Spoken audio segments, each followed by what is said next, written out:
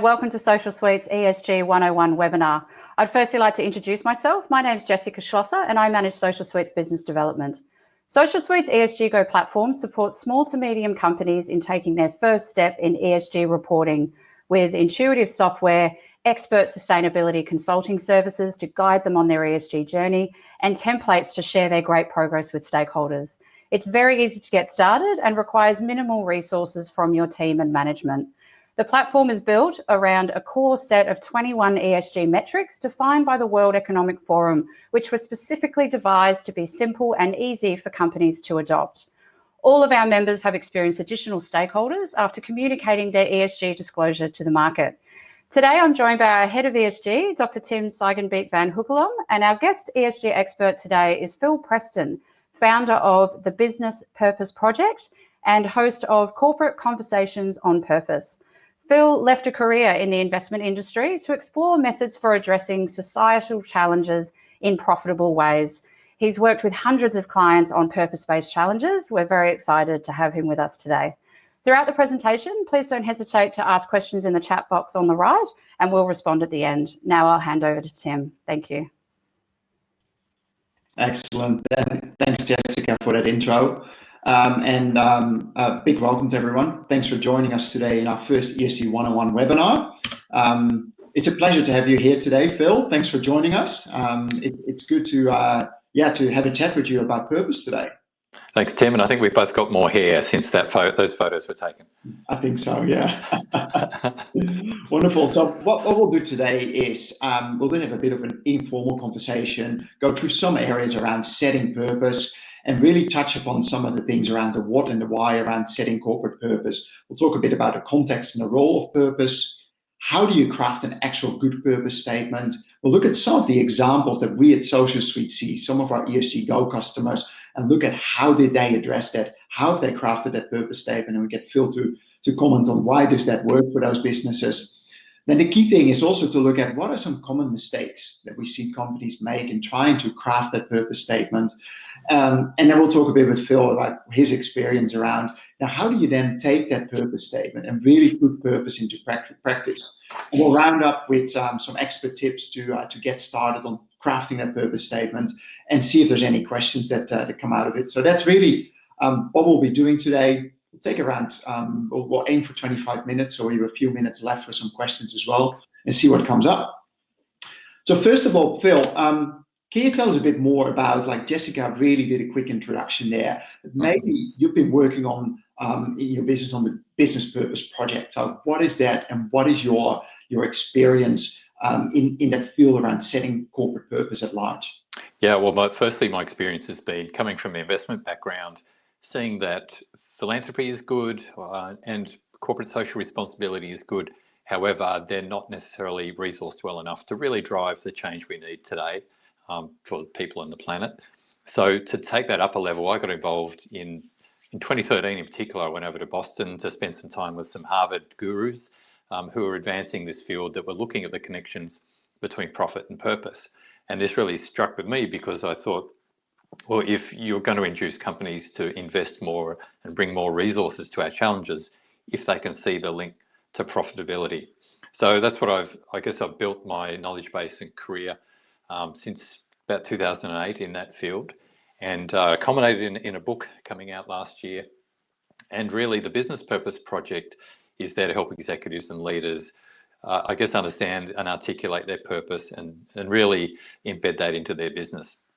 And one of the key focuses is how you tell stories about that, because we're good at telling financial stories, we're good at telling social stories in isolation, but how do you put the two together? So that's where my passion lies.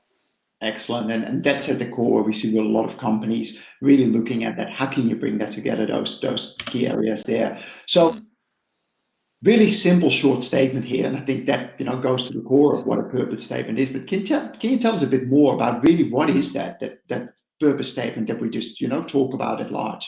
Yeah, well, it's sort of about what it isn't as much as about what it is. So I'd say, apart from the definition there, it's being the promise you make to your customers and communities at large, think of it as the benefit to society that you create as a business. Now, when most businesses start, they typically have a pretty clear benefit to society. If you think about a corner shop, it's there to serve people with their local goods. But once corporations get bigger and their structures get bigger, sometimes that can get a little bit lost. So a lot of companies are sort of rethinking, where do we really come from? What was our original purpose? As part of the method for reviewing where they're going today. And the other key point to make is that it's different to an activity. A very simple example is thinking about a car dealership. A car dealership sells cars. That's not its purpose, though. That's the activity it performs. That you could think, and it could be many things, but let's say, for example, they focused on their purpose. They might work out that it's about connecting families with safe and reliable transport solutions. So that would be the benefit that comes out the other end. It's not choosing one or the other. They're both valid, but thinking about that, I guess the bigger picture is really helpful for reasons that we'll go into pretty soon. Great. And what I see is a lot of companies that I speak to about purpose. When they start on that ESG journey and start thinking about, we need a purpose statement, a lot of them say, we have that. And then they come back with some version of, we're creating wealth or, maximizing profits for our shareholders, some version of that. So they're really talking about something else than just a real purpose statement. Is that right? That's right. And I think, look, if you ask everyone what purpose means to them, everyone goes off on their own direction. So at a personal level, it might mean very different things. Like someone might think it's about earning good money to support their family. Someone else might think it's about their volunteering that they do. And it's the same in the corporate world. People think, it's a financial goal or it's an activity, but we're trying to move, I guess, a little bit past that because, as you mentioned, or was mentioned in the intro, investors are moving to wanting to know the benefit to society that companies are creating, not just because they want to tick a box, it's because they want to understand, is this company going to be around for a long time and is it going to do well? Yeah. So a lot of companies still struggle with that differentiation between, okay, if we need a purpose statement, how does that then sit with a vision statement, a mission statement, our values, our behaviors? Can you tell a bit more about that? Like, how do you differentiate that?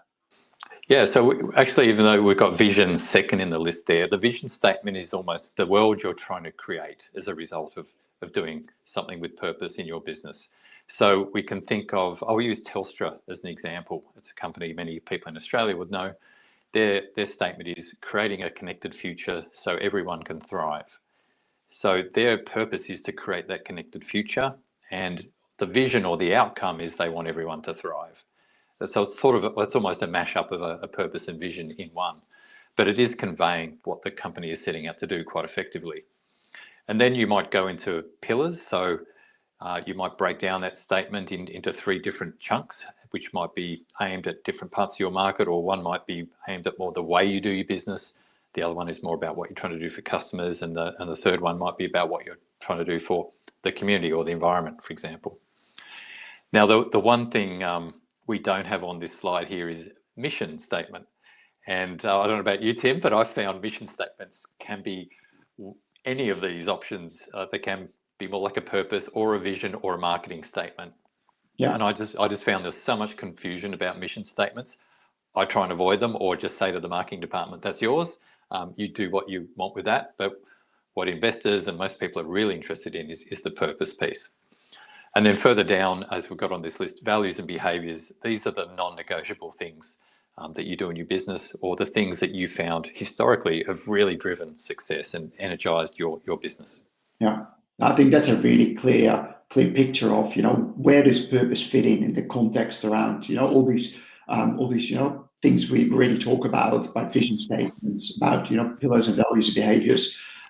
That's really useful. Then we take that concept around, setting purpose, and the real question then around, why is it so important in starting that ESG journey when you start thinking about environmental social governance? And take, for instance, with our Socialsuite ESG GO disclosure platform, we really make that reporting quite easy for our customers, and we utilize the World Economic Forum stakeholder capitalism framework. If you look in there, 4 pillars, 21 indicators, but the very first one there in principle of governance is about that setting purpose. And a lot of companies, even before they look at this framework, they kind of intuitively sense that is that starting point. But then, why is that the right point to start? Do you have any thoughts on that? Yeah, well, first of all, the ASX corporate governance principles refer to purpose being the responsibility of the board. So it is being recognised in financial markets. 2 or 3 years ago, I don't think anyone really saw purpose as being that serious. So we've come a long way in a short space of time. But I guess the main role for purpose is to inform your major stakeholders of your why. And you can think of them as being internal stakeholders, employees, managers, and so on. And that's really telling you what lines you cannot cross or should not be contradicted.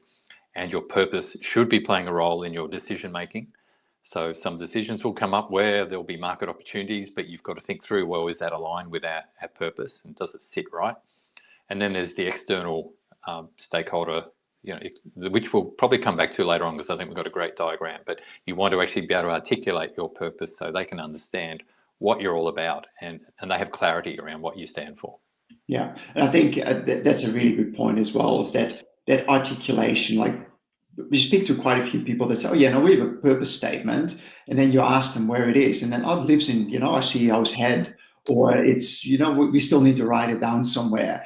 If it's not really documented and no one really put it out there that people can actually read it, find it, then it's just this thought that people have. That's right. And the other thing I've noticed, and you probably would have seen it too, is on a lot of websites, you'll find the purpose statement in, say, the sustainability section of the website, rather than being in your face on the first page, which I think is where it should be. Yeah, and because it's really driving. I think that's what we're looking at this slide here. This is taking apart ESG credentials a little bit, looking at, that starting point for a lot of companies on the reporting and disclosure side, starting to work out what can we do, then starting to improve their ESG indicators. And then there's really that narrative around what do you do as a business, in particular to environmental, social governance. But I think that purpose statement that lives across all of this, and it lives above and beyond this, like you said, it really should live at the core of what a company is doing, what it's thinking about, the front of its website. Like, it should be really that starting point and ongoing. So how do you see that a purpose statement can help a company drive that journey around ESG? I think the first point to note is that purpose is a journey in itself. So purpose statements and everything you do around it will evolve. There's probably, it's not a 1-year project. It's not a 3-year project. Now, that's not necessarily what people want to hear, but it is recognised that you're going to continually evolve on that journey. And I think cutting to the chase, it's going to require a little bit of courage. Firstly, to actually put your stick in the sand and say, this is what we are doing, which will sort of imply some things you're not. So, for example, doing this exercise with a mining company a little while ago, and I won't say who it is, but we got to a point where they sort of arrived at their purpose, but then they said, oh, hang on, but we're also doing this thing over here. And that doesn't quite sit well with that purpose. So have we got the wrong purpose, or do we need to divest that or do something different with that? So it just raised all these questions, which is fair enough.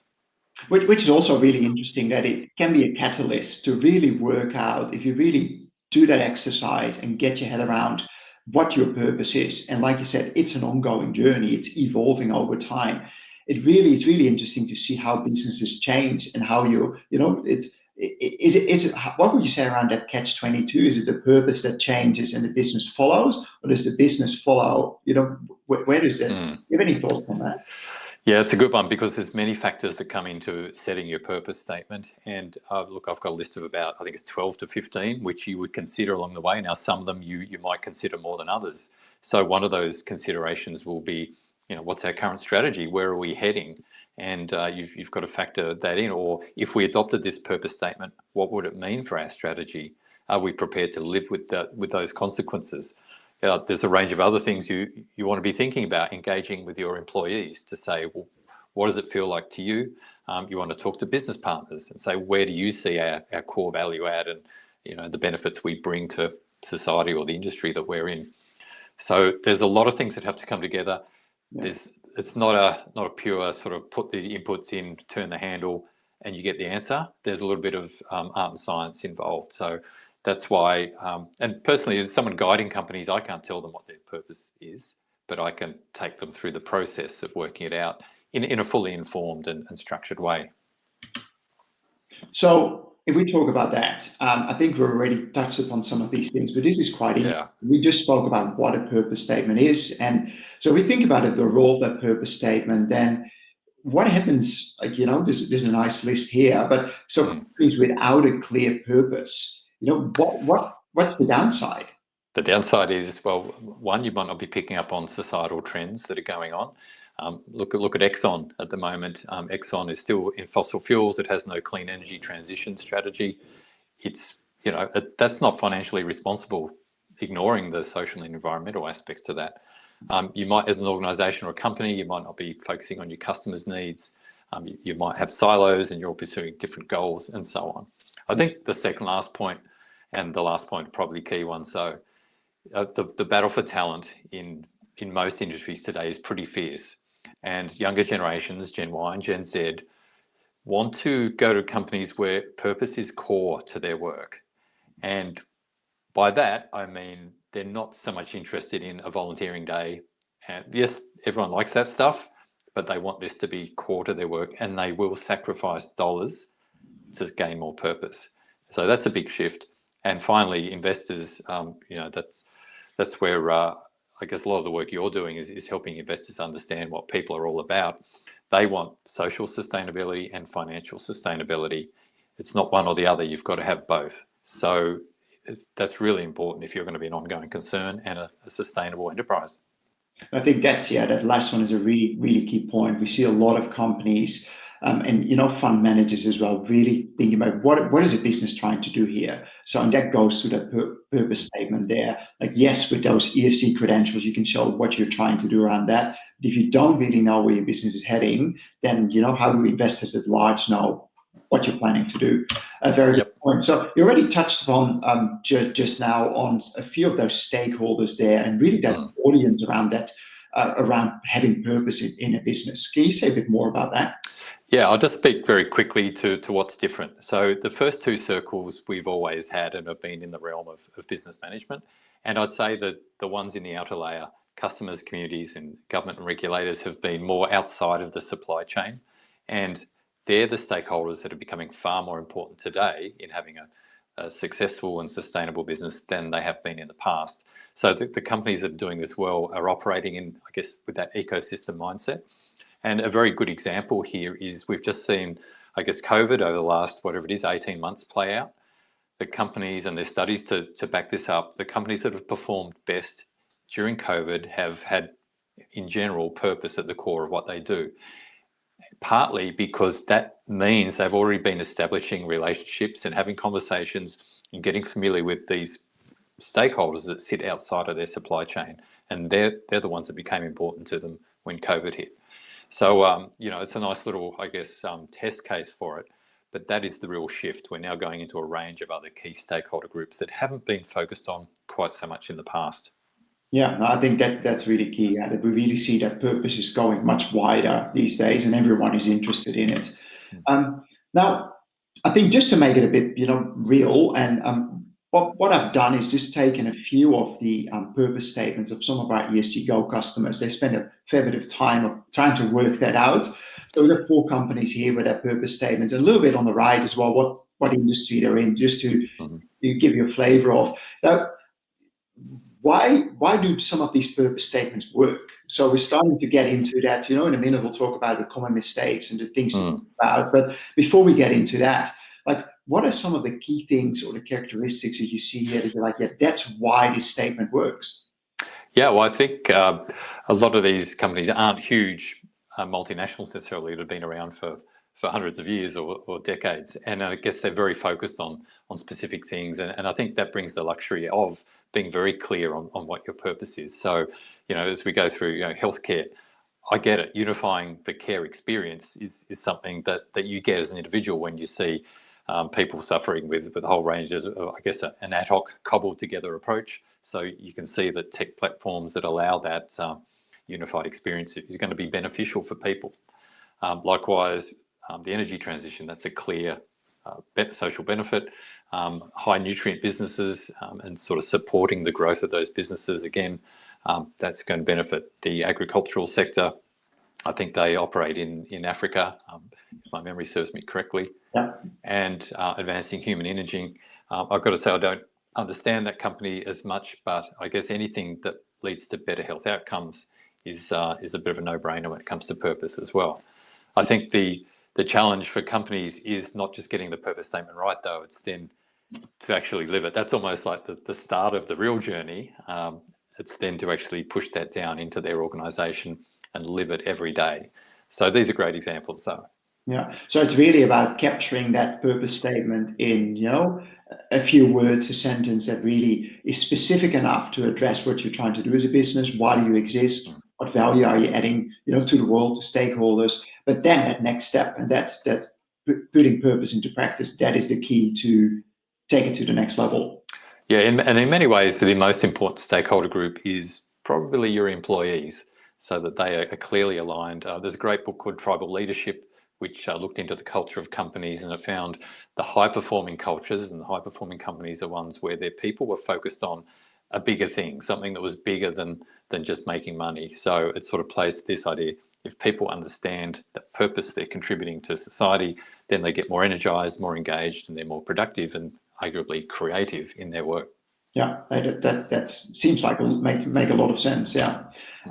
Now, why can it be quite hard still? Like it looks like if you look at those examples, 4 words, 6 words, short purpose statement, but getting to that point, and this is just an example of like one of our ESG GO dashboards, and you see that first section on those indicators they're working on.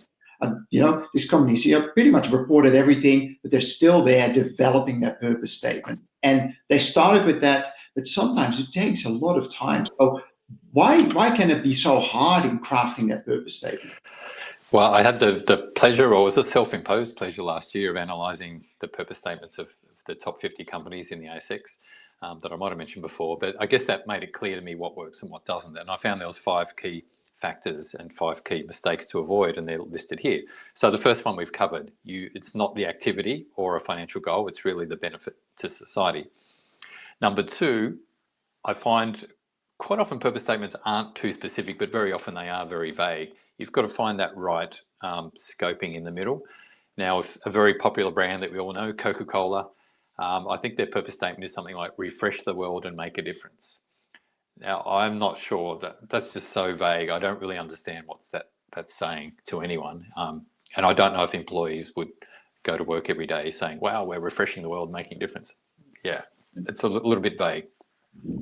Apologies to anyone from Coca-Cola who might be watching.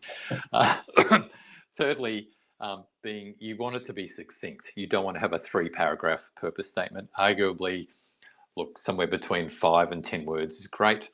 One of my favourites is Cochlear, which is the bionic ear company. In case you're not familiar with it, it's helping people hear and be heard. That is just wonderfully succinct and conveying the clear purpose about the company. Fourthly, not inspiring. I really shudder when I see a company say its purpose is to be, for example, the world's most celebrated something. Yeah, I don't know that's inspiring. It's just trying to say we have some lofty idea that we might be good and people will all look up to us, but it's not really conveying purpose. And finally, not congruent with what they're actually doing. So you've got to be the rightful owner of this statement, and you've got to feel comfortable about it, or comfortable that you're moving with intent towards it.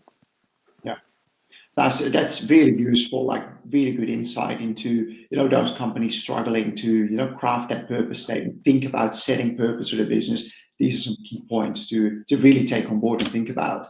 So then when they go through the process, then I think this is already a bit of the flip side there, but this yeah, we flipped it around. Yeah, really some key things in there, and I think in particular there, number 4, that inspiring for employees. Yes, can you say a bit more around should you engage them in the process? Certainly. However, that comes with an asterisk. So I've seen some companies go in and really throw this purpose exercise open to their employees to help them craft it. And that's okay, except for the idea that a company has to have 2 dimensions. They've got to have purpose and be profitable. So you can't just make this a social exercise to say what we socially stand for. It's got to be, the industry you're in and the things you're doing have to be profitable at the same time. So that's why it needs to come back up to the board to really think it through and sign off. And employees are really a great avenue, but they're just one avenue for thinking this through. There's so many different ways you could approach this. You can start with the sustainable development goals and sort of look which ones apply to our industry, and is that giving us some clues as to what our purpose really is? There's so many different inputs we can provide. So employees, yes, important, but not the whole thing. Yeah. So I think the key thing, we're getting close to time. So the key thing I just want to end on is, companies crafted their purpose statement. They got this nice, 4 to 6 or 7 word statement. It ticks all the boxes. It is outcome oriented all the way to, endurance statement there. They crafted it, they put it front and center on their website. But then their final question that you already raised is, how do you ensure that you really put that purpose then into practice? So how do you implement that? And do you have some key tips? In particular, there will be quite a few like smaller to medium-sized companies listening to this webinar. They're really interested in learning that, how do you bridge that to your day-to-day practice? Sure. Well, I'd give 3 starter tips, and it's the acronym is SEA. So the S stands for same page. Before you even go into your full-on review, make sure everyone, particularly in the senior ranks and the leadership ranks of the company, understand why you're doing this and why it's important. Because if people are dismissive or not buying into the process, you need to keep looping around and I guess getting their buy-in before you embark on it, I would argue. Otherwise, it's just wasted time and energy. Number 2, the E is engage your stakeholders. And we talked about employees, but business partners, regulators, customers, communities. You want to get a wide range of views, but ultimately it does come back to the board to select it. And lastly, the A is for articulating that purpose well, which you just mentioned, crafting your words. Don't get too hung up on it, but we don't want huge paragraphs. We want some nice statements, and that's going to help in communicating that on. But then you want your employees to understand what it means for them. It has to be made real for them and their everyday work. Otherwise, it's just one of those statements that sits on the wall that means nothing in what they really do. But this is the way you're going to gain competitive advantage going forward. So I'd argue it's the most important thing the company ever does. So how important is it for a CEO, for instance, to really be a champion of that, purpose statement, of driving that course, really evangelize, the purpose? Does that help a lot? Is that sure a requirement? Yeah, it's got to be full buy-in. And to be honest, I thought when I started out on this game that my customers would be, say, CEOs who are going, what's purpose? How do we do this? But it's quite often CEOs who know exactly what they want to do and they get purpose. And their challenge is to bring everyone else along with them, whether it's the board or the executive team or a leadership group. That is often the challenge, is to get everyone on that same page and moving forward together. Yeah. So doing that is really hard. And is that one of the things you do with the Business Purpose Project, is not only crafting the statement, but also helping companies, I guess, transform or really bring them along? All of the above, but especially those stories that make it real for people. That is where the real gold happens. So once you've signed off on the statement, everyone's happy. It's then, okay, what do we do next?